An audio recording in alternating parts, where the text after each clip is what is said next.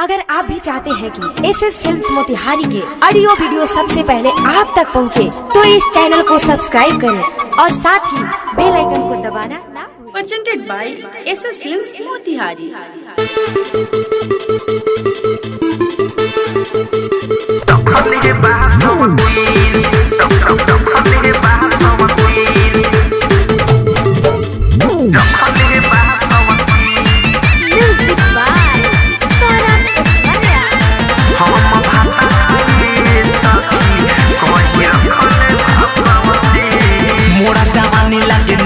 घर से बाहर जाले भाता बाजा नहारे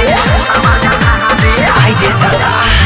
मोरा जवानी लागे नहदी की नहारे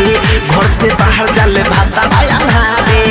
लोग के हम कहला की बाते भाता सखी लोग के हम कहला की बाते भाता सखी हमर भाताराए सखी कहीं रखले बासवती हम भाताराए सखी कहीं रखले बासवती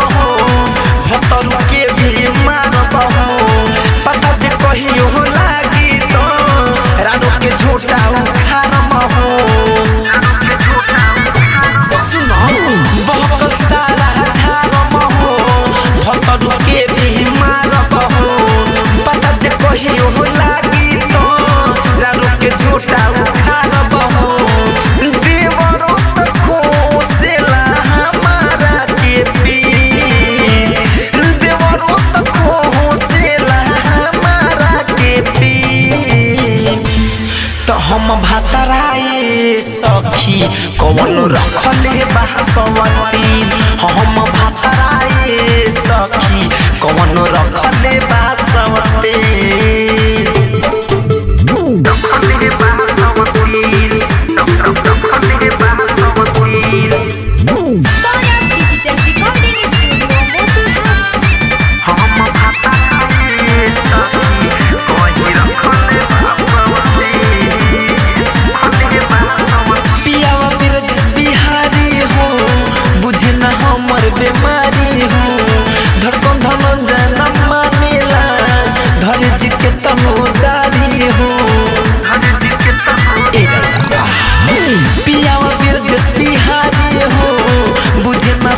बेमारी हो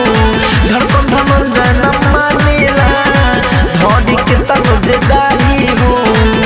सोरम विकास मनवा लागे नहीं भी सोरम विकास मनवा लागे नहीं भी हम भाताराए सखी कहीं रखले बासवती हम भाताराए सखी कहीं रखले बासवती रे सखी। Saurabh digital recording studio Motihari.